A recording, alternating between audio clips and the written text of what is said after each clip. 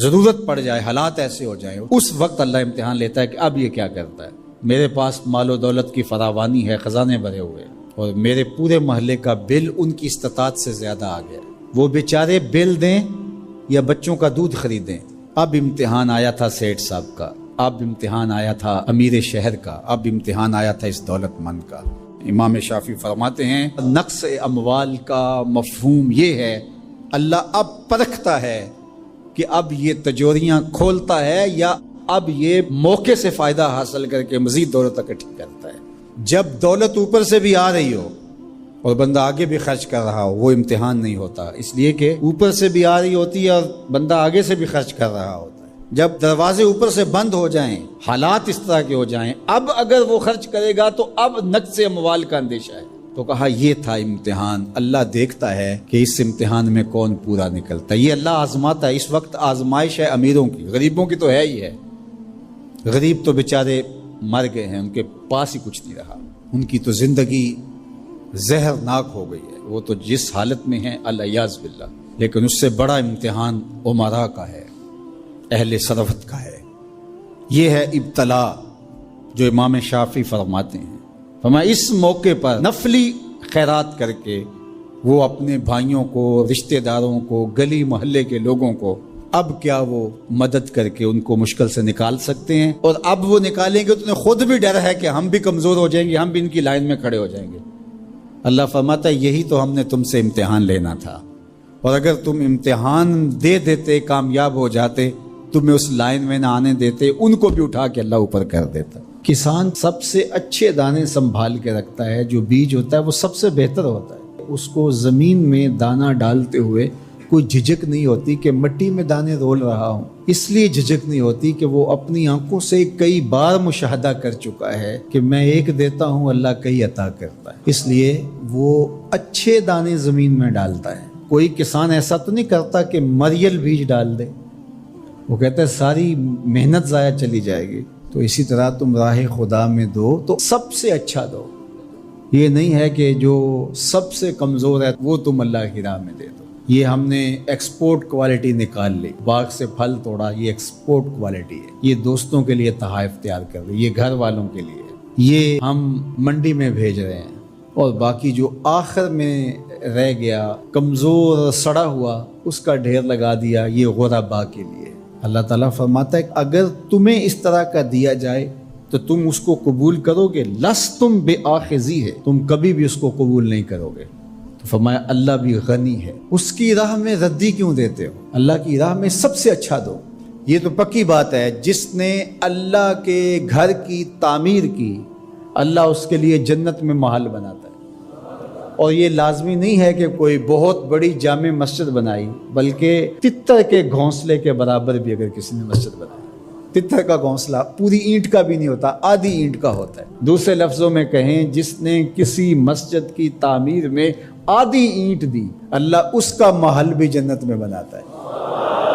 کتنا کریم، اللہ اکبر۔ حدیث پاک میں آتا ہے جب کوئی شخص فوت ہو جاتا ہے تو اس کے اعمال کا سلسلہ منقطع ہو جاتا ہے، لیکن 3 عمل اس کے باقی رہتے ہیں۔ ایسا صدقہ جو تسلسل کے ساتھ باقی رہتا ہے، مسجد بنوا دی، دارالعلوم قائم کر دیا، پانی کا کنواں کھدوا دیا، ہاسپٹل بنا دیا، ایسا سلسلہ کر دیا کہ جو جاری رہتا ہے۔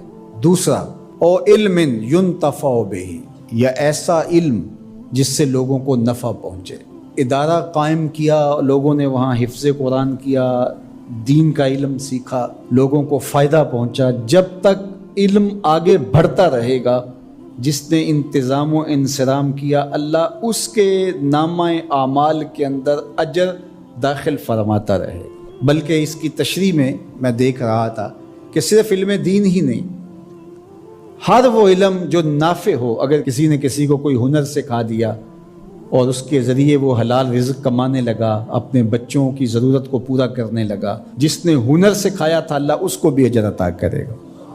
یہ جو بخل کرتے ہیں نا کہ کوئی ہنر سیکھنے آ جائے تو اس کو وہ 3-4 ماہ تک کاج کرنے پہ لگائے رکھتے ہیں۔ یہ ورک شاپوں میں جو کچھ ہوتا ہے، وہ استاد اسے فن دیتا ہی نہیں، چھپا کے رکھتا ہے، 8 سال 7 سال کھجل کرتا ہے اس کو، حالانکہ جو بچہ سکول نہیں جا سکا اور ورک شاپ میں کام سیکھنے آیا ہے، درزی کے پاس کام سیکھنے آیا ہے اور دیگر کوئی فن سیکھنے آیا ہے، تو اس کا مطلب ہے کہ گھر میں غربت اتنی ہے کہ یہ بچہ پڑھنے نہیں جا سکا، مجبوریوں نے اسے کام پہ کھینچ کے بھیج دیا ہے۔ یار 3 ماہ لگا دیے اس کو صرف کاج سکھانے پہ، اور اس کو پانا دے کر کے صرف پہیا کھولنے پر 3 ماہ ضائع کر دیے۔ آپ اس کو 6 ماہ میں کاریگر بنا کے بھیج دیں، وہ روزی کمانے لگے گا، عرش کا رب آپ پہ بڑی رحمت نازل فرمائے۔ یہ کیا ہوا کہ آپ اس کو 6 سال تک اپنے پاس بٹھائے رکھتے ہیں اور 6 سال تک اس کو کام نہیں سکھاتے؟ یہ غریب گھر کا بچہ سیکھنے آیا ہے، ماں روزانہ روٹی دے کے بھیجتی ہے کہ میرا لال جلدی کام سیکھ جائے، بہنیں اس کی جوان ہو رہی ہیں، میں ان کے ہاتھ پیلے کرنے ہیں، اور اس نے کاجوں پہ لگایا ہوا ہے۔ یہ ابھی تک اس کو کچھ سکھا ہی نہیں رہا، 6 سال اس کے ضائع کر رہا۔ ذرا غور کیجئے، وہ کمائے گا، اس کی بہنوں کے ہاتھ پیلے ہوں گے، اپنے گھروں میں جائیں گی، آباد ہوں گی، اللہ اس کے رزق میں اس کے صدقے سے برکت ڈال دے گا۔ یہ کہتا ہے ٹھیک ہے، اس سے بھرپور فائدہ حاصل کر لو، اللہ پر بھی یقین رکھو، وہ تمہیں فائدہ دینے والا ہے۔ تیسری بات ارشاد فرمائی، او ولد صالح یدعو لہ، نیک اولاد جو ماں باپ کے لیے دعا کرے۔ صالح اولاد وہی ہوتی ہے جو ماں باپ کے لیے دعا کرے۔ 5 گانا نماز کی عادت رکھنے والی اولاد ماں باپ کے لیے اسپیشل الگ دعا نہ بھی کرے تو دن میں کتنی مرتبہ کہے گی، ربنا اغفر لی ولوالدی، اللہ مجھے بخش دے، میرے ماں باپ کی مغفرت فرما۔ اچھی اولاد ماں باپ کے لیے نعمت ہے، اس کی آنکھوں کی بھی ٹھنڈک ہے، دل کا بھی قرار ہے، آخرت کی بھی بہار ہے۔ اللہ جل شانہ ہمیں اپنی راہ میں صدقہ کرنے کی توفیق رضانی فرمائے، خیر کی راہوں کا مسافر بنائے، اچھے لوگوں کی سنگت عطا کرے۔